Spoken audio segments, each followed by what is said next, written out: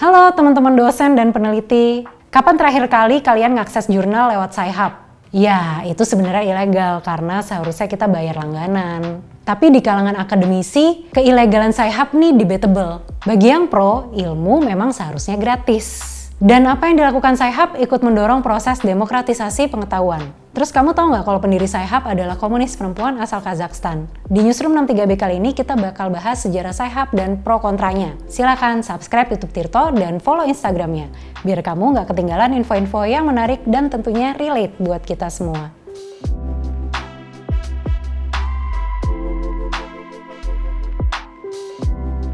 Kita mulai dari perempuan bernama Alexandra Elbakyan. Dia lahir di Almaty, Kazakhstan pada 6 November 1988. Ibunya adalah seorang programmer.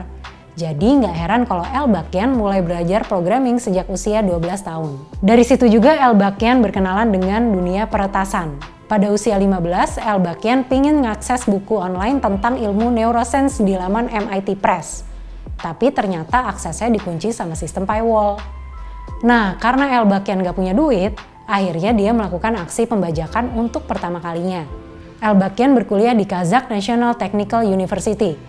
Di situ dia memantapkan keahlian programmingnya. Tapi ada juga hal yang sangat mengganggu skripsinya. Kampusnya nggak memiliki akses ke jurnal berbayar yang memadai. Elbakyan juga sadar masalah itu juga dialami para akademisi di negara-negara berkembang. Ada istilah serial crisis untuk menyebut masalah berlangganan jurnal ilmiah. Elbakyan masih ingat buat baca satu jurnal dia mesti bayar $30 AS. Problemnya, mirip streaming service, jumlah penerbit makin lama makin banyak. Otomatis biaya berlangganan jurnal juga makin gede. Menurut riset Harvard University, rata-rata biaya itu naik terlalu cepat dalam beberapa dekade terakhir. Jauh lebih cepat daripada kenaikan indeks harga konsumen. Sementara itu, biaya pendanaan untuk perpustakaan cenderung statis atau bahkan makin sedikit. Akhirnya, banyak akademisi yang terpaksa meng-cancel jurnal langganan dan mencari alternatif lain. Pada 5 September 2011, Elbakyan meluncurkan website alternatif bernama Sci-Hub. Sci-Hub dianggap mirip perpustakaan bayangan yang menyediakan kunci membuka sistem paywall. Dengan kata lain, lewat Sci-Hub, orang-orang bisa mengakses jurnal berbayar secara gratis. Keunggulan itu yang bikin Sci-Hub populer, terutama di kalangan mahasiswa, dosen, dan peneliti. Majalah Science pernah meneliti traffic Sci-Hub periode September 2015 hingga Maret 2016. Sepanjang 6 bulan itu, ada 3 juta alamat IP yang mengunduh total 28 juta dokumen lewat Sci-Hub. Koleksi Sci-Hub juga semakin jumbo.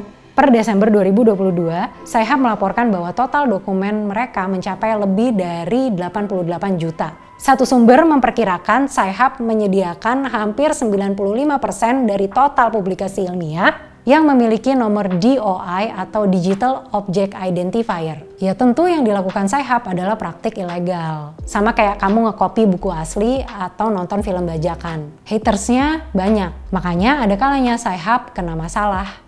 Misalnya pada 2015 ketika Sci-Hub dituntut penerbit kenamaan Elsevier di Pengadilan Distrik New York, Amerika Serikat. Sci-Hub dinyatakan bersalah atas pelanggaran hak cipta. Elsevier kemudian menerima ganti rugi sebesar 15 juta dolar AS. Sementara itu, domain original sci-hub.org diblokir. Tapi Sci-Hub tak kunjung tamat. Membunuh situs bajakan ibarat menabur garam ke lautan. Elbakyan tinggal mengubah domain dari sci-hub.io dan aksesnya bisa dibuka lagi. Sekarang, bahkan Sci-Hub bisa diakses lewat beberapa domain kayak sci-hub.se, sci-hub.ru, atau sci-hub.st. Jurnalis sains John Bohannon mendeskripsikan Sci-Hub sebagai tindakan altruisme yang menakjubkan atau perusahaan kriminal raksasa, tergantung kepada siapa Anda bertanya. Dari awal, Elbakyan sebenarnya nggak setuju sama konsep hak cipta buat hasil riset atau kepentingan pendidikan. Dia mengacu pada pasal 27 ayat 1 Deklarasi Universal Hak Asasi Manusia. Bunyinya, setiap orang berhak untuk secara bebas berpartisipasi dalam kehidupan budaya masyarakat, untuk menikmati seni, dan untuk berbagi kemajuan ilmu pengetahuan dan manfaatnya.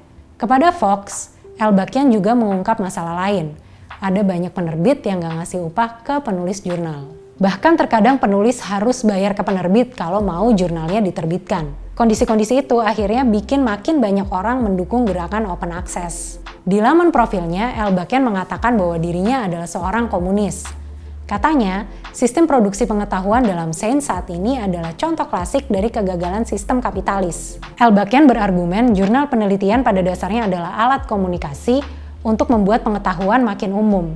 Pengetahuan dan komunikasi tidak dapat dipisahkan, maka komunisme adalah esensi sejati dari ilmu pengetahuan, informasi, dan pengetahuan. Oleh sebab itu, Elbakian gak setuju sama praktek jual beli ilmu untuk mencari profit. Baginya, kemajuan ilmiah bisa dicapai kalau ide dan ilmu pengetahuan bisa dimiliki bersama-sama alias gak eksklusif.